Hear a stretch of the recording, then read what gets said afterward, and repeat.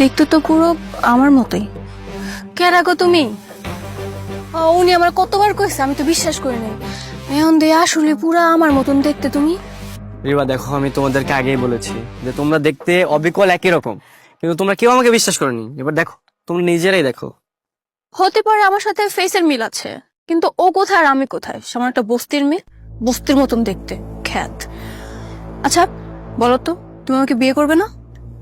বিয়ে করবো মানে? উনি তো আমারে বিয়ে করতে চায়। উনি তো কইছে আমার বাপের কাছে নাকি বিয়ার প্রস্তাবও বাড়াইবো।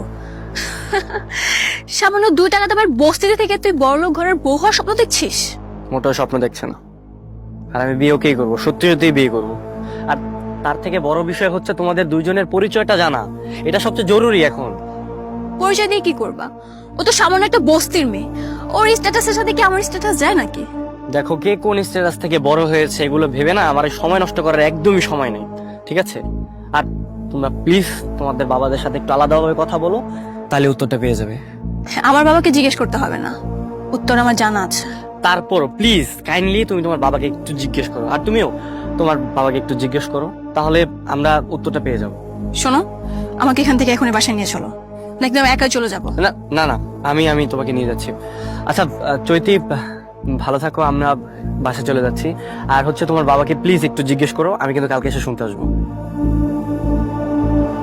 চল।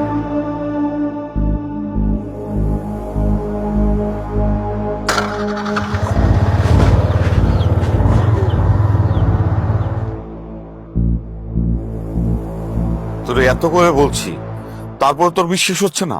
বিশেষ হবে কি করে বাবা? আমি নিজের চোখে দেখে এসেছি। তো কি হয়েছে?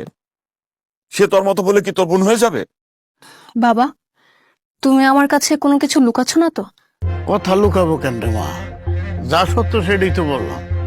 তুই স্যার আমার আর কোনো সন্তান নাই তো। কিন্তু বাজান, ওই বড় লোকের মায়েরা পুরো আমার মতন দেখতে। একরকম চেহারা কেমনে কি বাজান? একরকম চেহারা দুনিয়ার মানুষ কয়েকজন হয়। বাজান, আমার কেন জানি কোনো কিছু বিষয় হইতেছে না। তোমার মাথায় হাত রেখা কও তো যে আমার কোনো জমজ বোন নাই। তোর মাথায় হাত দিয়ে বলতেছি, তুই একমাত্র তোর মার সন্তান, আমি তোর বাবা। তাহলে ওই মেয়েটা কে বাবা?